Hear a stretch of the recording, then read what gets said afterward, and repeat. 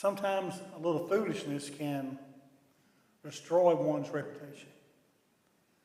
And when we think about individuals, we think about that foolish thing they did. And we don't think about all the good that they did. We think about Solomon. Tell me something, what stands out in your mind when you say Solomon? And some people will say, well, he is wealthy. Well, that's true.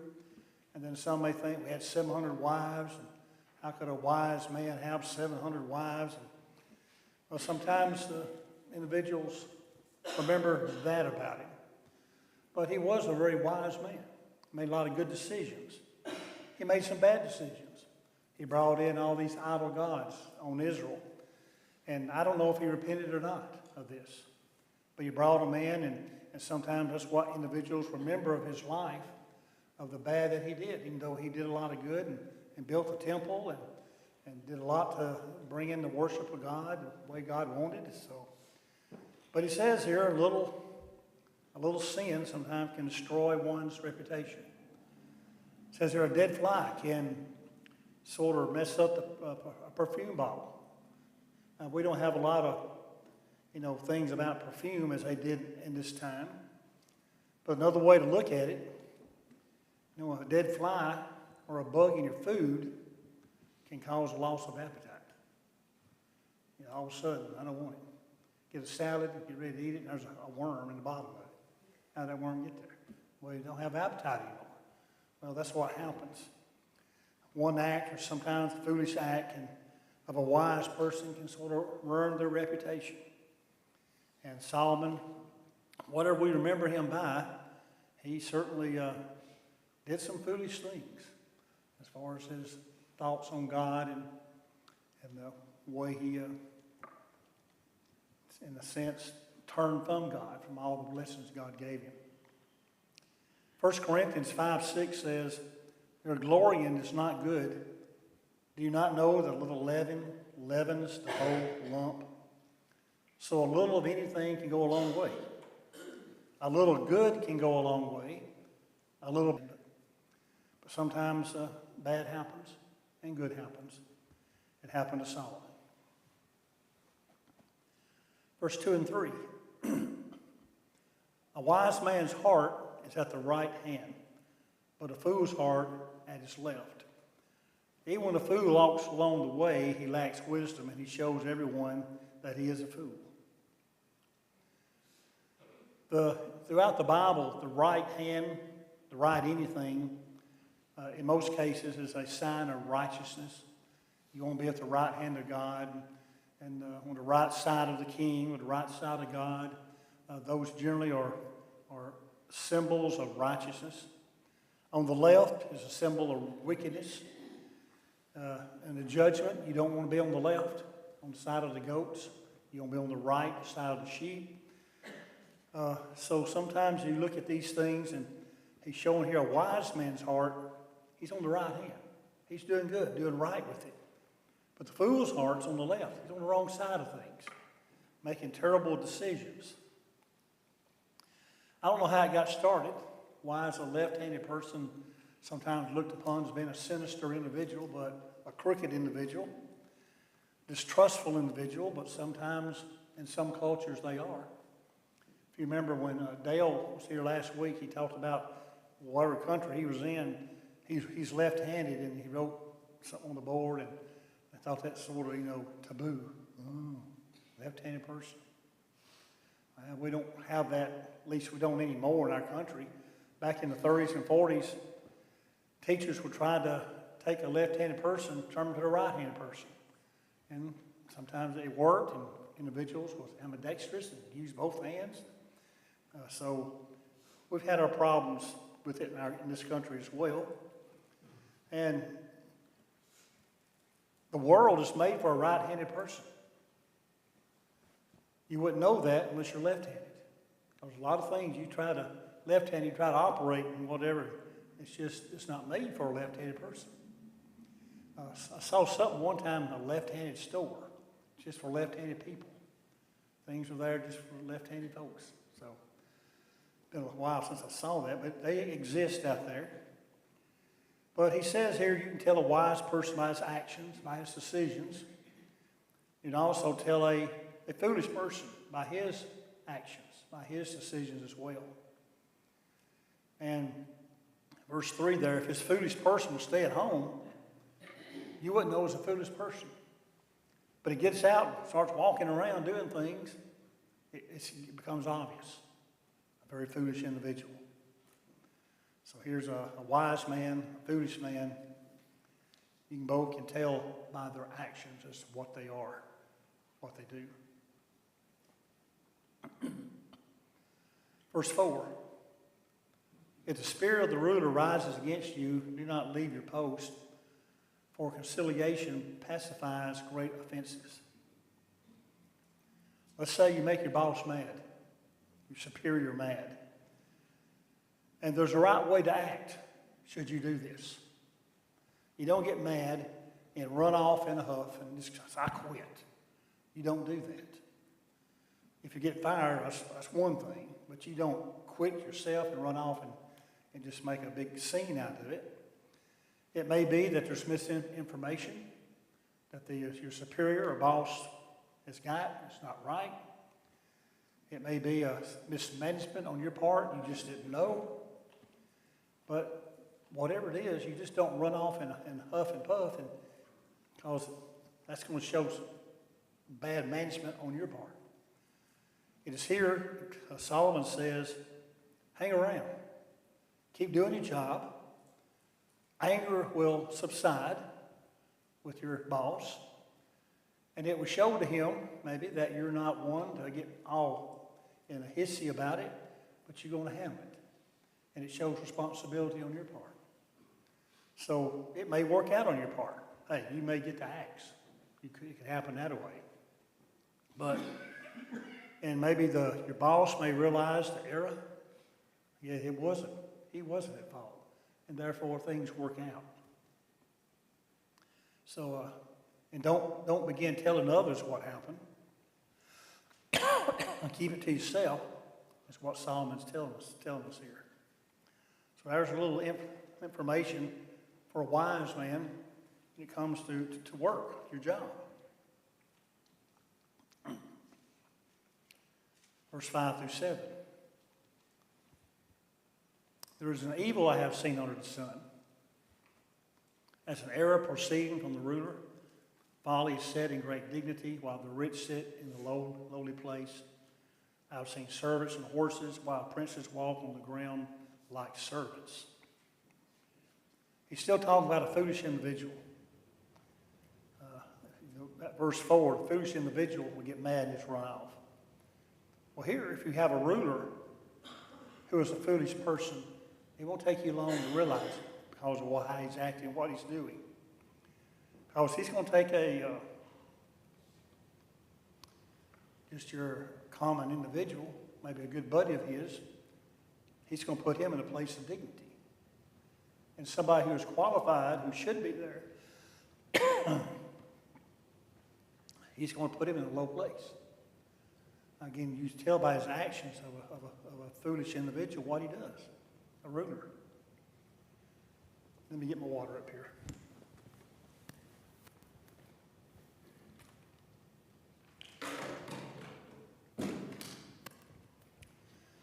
Pick it up later.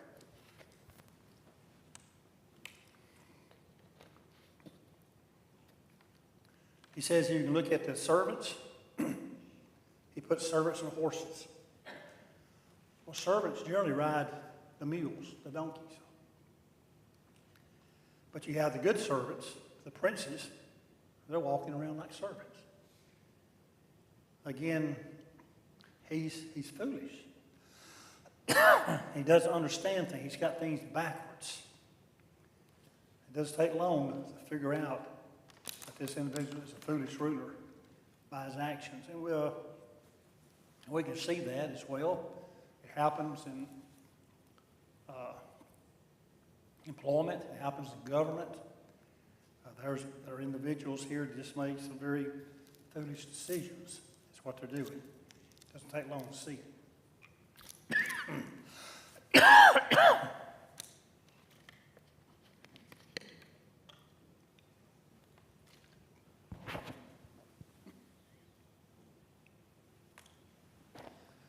dropping stuff.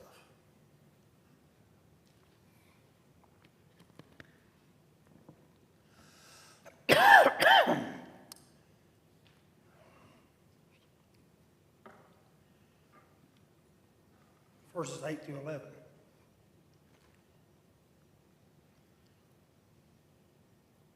Here's what a foolish person continues to do. I'm not going to read the verse. Save my voice some. Here's what he does. He digs a pit. He turns right around and falls into it. Digging a pit can be done to trap animals for hunting. It can be done in warfare when you set a trap for the enemy.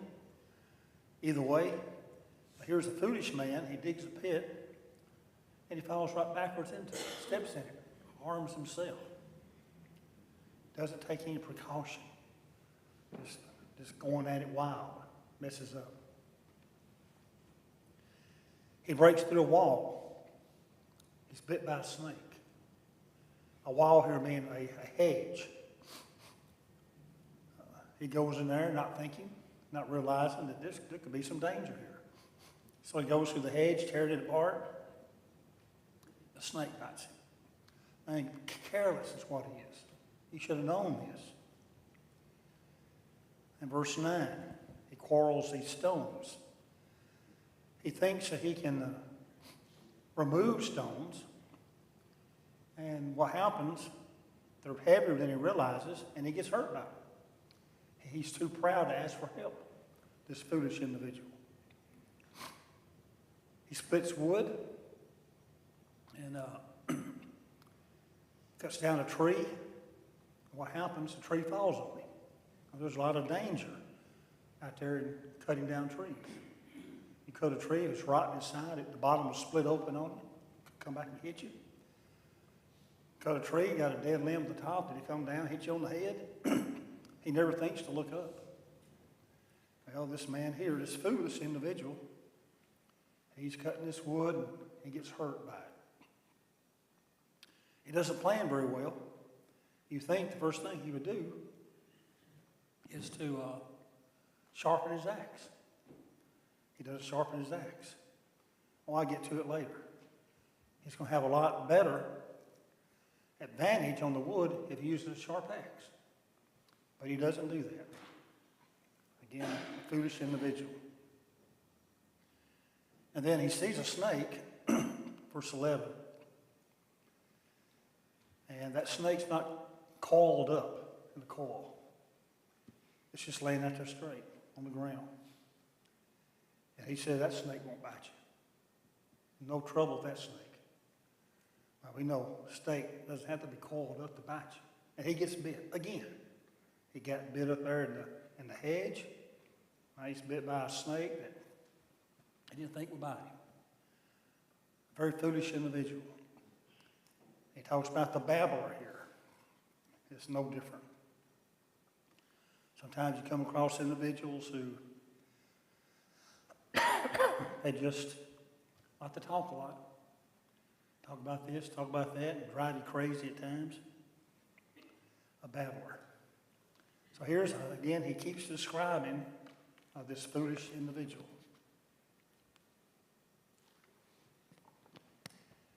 Verse 12 and 15 continues on the foolish person. Talks about the wise man. His words are gracious. Listen to him. You can tell when his words are good. But the foolish man, no, he won't. No wise wisdom comes out of his mouth. He just likes to hear himself talk. He may like to use big words. He has no idea what the meaning is. He just heard them, and so he uses them. So be aware of this individual. He will not only destroy himself, he will destroy you if you listen to it, if you take his advice. Don't do that. That's why he says there, 14, multiple. A fool also multiplies words, just word after word after word. He keeps talking. He won't listen. Be weary of those individuals that always want to talk. They don't want to listen. Be weary of those individuals. And verse 15, when it comes right down to it, this particular foolish individual doesn't even have enough sense to travel from city to city. He gets lost easy. He doesn't have GPS. He never finds his way home. He's just wandering around. Wants you to think he's pretty smart, but he's not.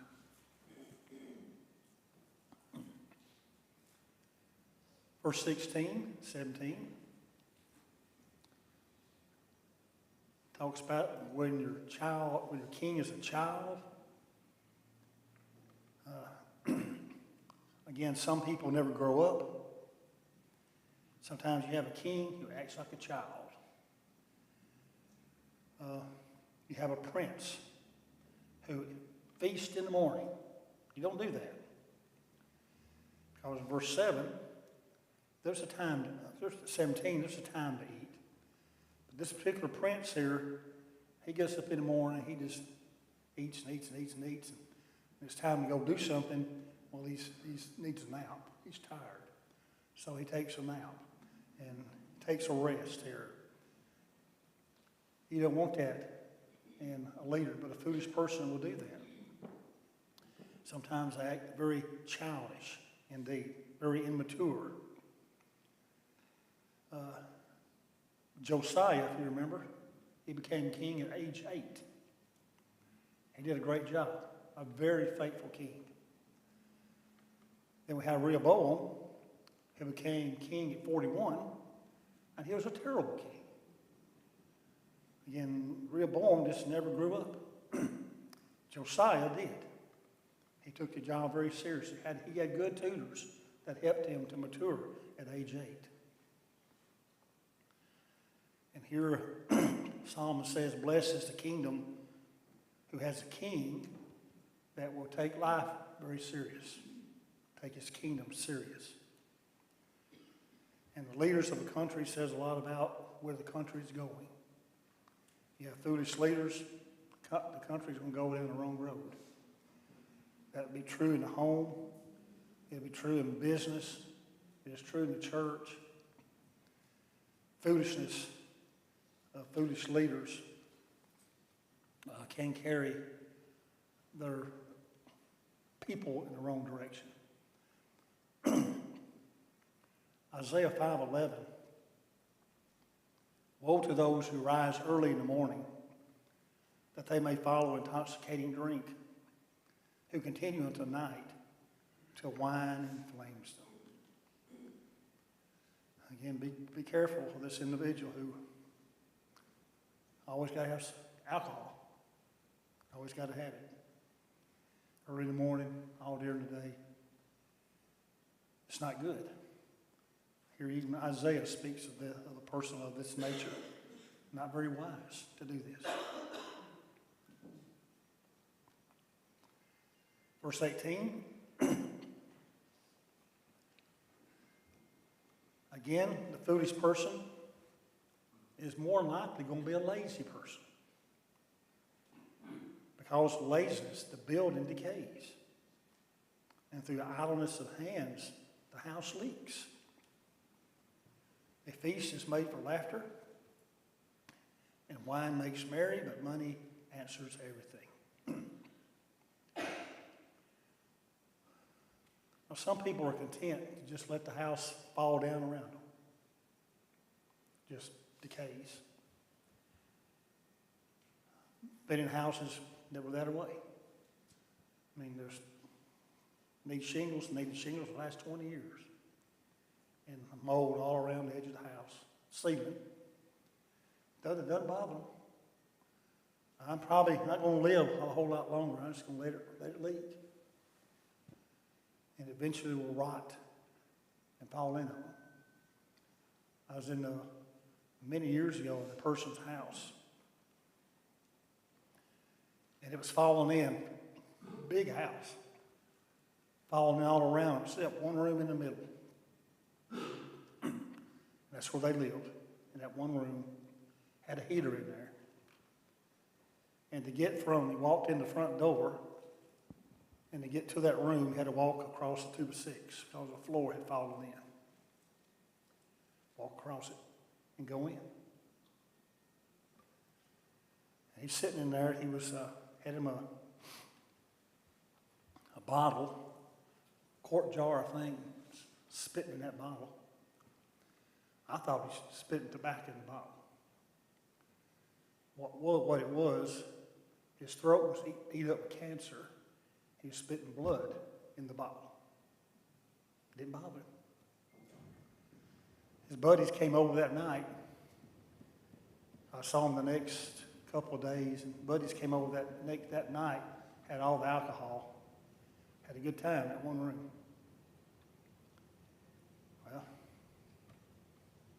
Well, I guess the way he looked at life, not going to live much longer, just was to live it up. That doesn't answer everything. Money's not the answer to everything. But that's a foolish person who lives that way. Laziness, again, is tough. The Bible has a lot to say about a lazy person.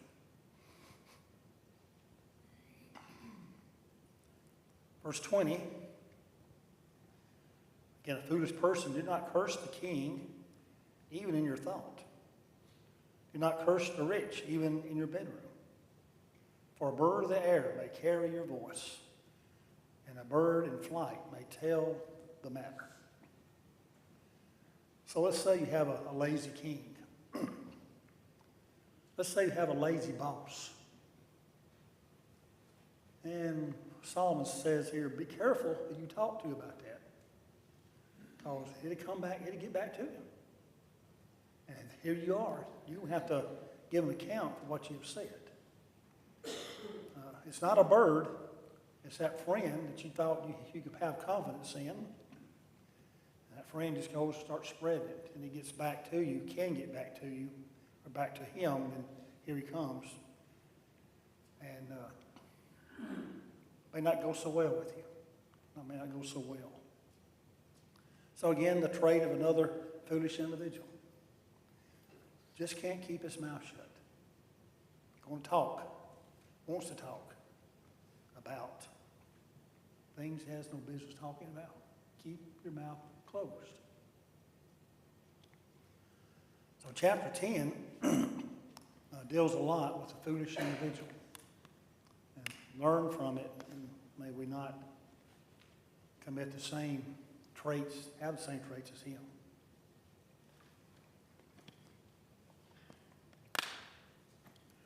Chapter 11, he changes the topics a little bit. Cast your bread upon the waters, for you will find it after many days. I've heard that phrase, or scripture used many times. We do things, and we wonder, is it worth the effort? Is it worth the time? Is it worth the money to do this, to cast it on the water? Well,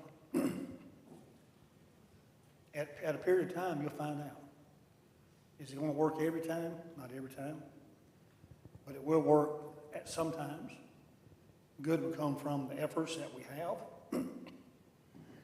Now, this may be an individual effort, or it may be a church effort. Solomon is saying, why don't you take a chance?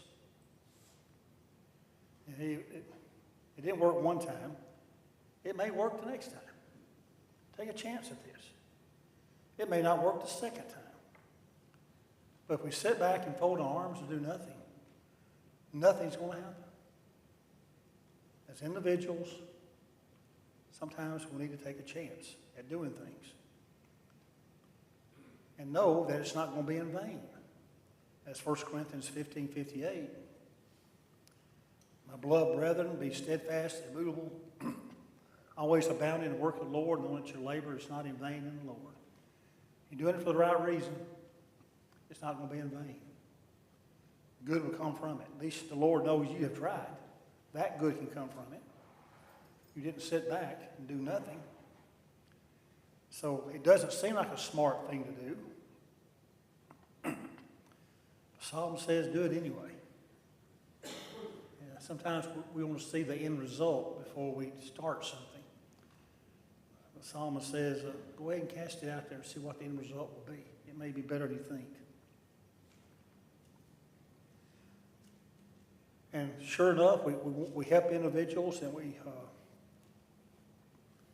hope that what we've done for them will cause a change in their thinking. They'll come around and show some interest maybe in the Bible, and interest in becoming a Christian, and interest in bettering themselves. But too often you get no response. Again, you think, well, why try? Why do it anyway? They may say thank you, and that's good, but sometimes we like to have a little more than thank you. Thank you is sometimes all we get. But you never know when that individual on down the road may have another difficult situation they're in, and they'll remember your kindness that you showed to them, and they may think, well, they were right. They helped me before. Will they help me again? And then you may get an opportunity a second time to do good. They may be more open in helping. In verse 2, he continues the thought on helping. Give a serving to 7 and also to 8, for you do not know what evil will be on the earth. The number 7 in the Bible means, it can mean complete, or it can mean 7 of something. But here he's showing about going the second mile. Do what you can. Then go to second mile, 8. Do a little more. Go that second mile. Makes a difference. That's where the 8 comes in. And just remember, we never know when we might be the one in need of help. We might be the one that needs somebody to go the second mile for. And hopefully, if we get in that situation, in hardship, there'll be somebody there to help us in that time. But we probably think we got it all figured out, and we got all the bases covered. I got this insurance and that insurance, I got it all taken care of. Well, look what happened to Job, a very righteous man, and calamity hit. So go the second mile when it comes to helping others. Put the bread on the water and see what happens. See what return you may get.